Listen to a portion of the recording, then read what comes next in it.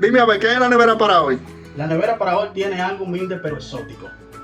Arrocito con coco, berenjena frita y el que no podía faltar, el aguacatico. Ah, pues vamos a darle.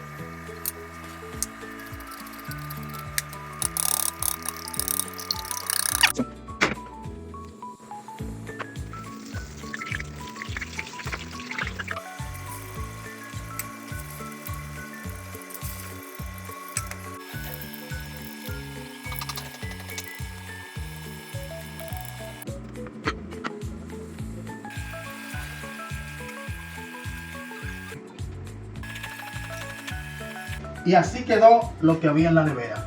Dale like y déjame saber en los comentarios qué te pareció la receta.